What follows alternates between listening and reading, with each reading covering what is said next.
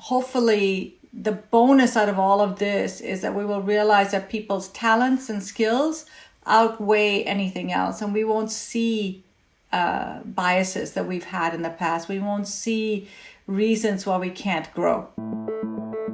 My name is Rani Yadav Ranjan. I am Global Head of AI Technology and Innovation at Ericsson.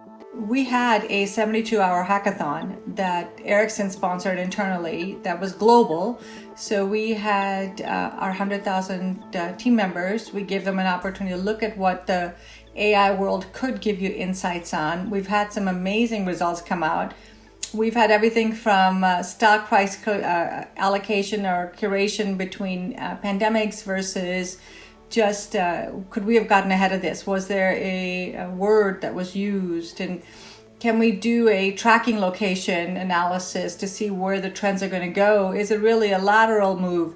The AI does show behavioral trends, right? AI, we can plug in models. We have brilliant scientists that work here with me in Gaia that we can look at behavioral trends of where documents are going and what's coming out. We look at the NIH, we look at the World Health Organization reports, and we can draw an analysis on that. We also have another one that one of my direct reports is running also is for the White House, and we're trying to figure out what and how we can help with the COVID situation. And we can't solve everybody's problem, but we can give you a glimmer of insight into how to move in the right direction.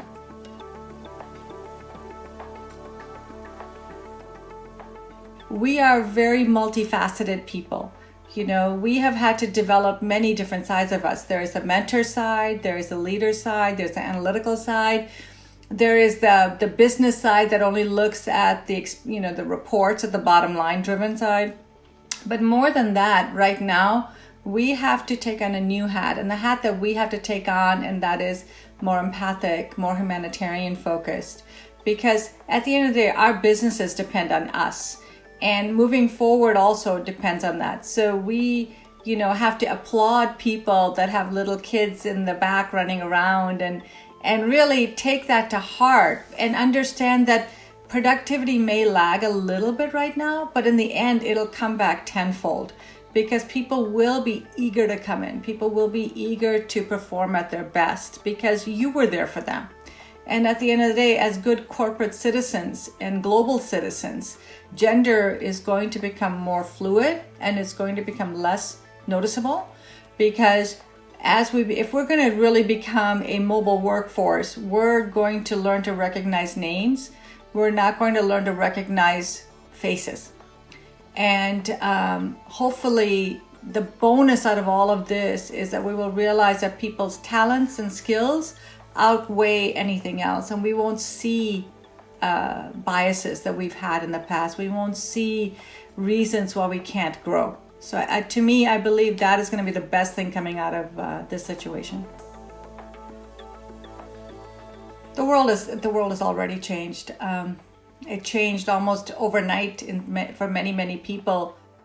Business trends are going to change, of course. We're going to become more streamlined. What we've demonstrated is that quite easily we can continue doing what we need to do with the benefit of technology. We're not unconnected. So we're going to actually look at resource allocations, and maybe we don't have central office parks.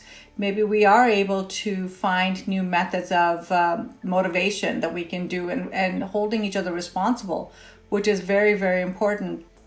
I think the other thing we're doing is we're shifting from an 18th century, 19th century model of, unless somebody's in front of you working, we don't believe they are. Well, that is not necessary anymore. And I will say, not as a plug for Ericsson, but as 5G and 6G come on, the speed of connectivity is going to be so fast, you're not going to realize that you're not sitting in the room with somebody who's in London or in Chicago. You're just going to be talking to folks and scheduling a meeting.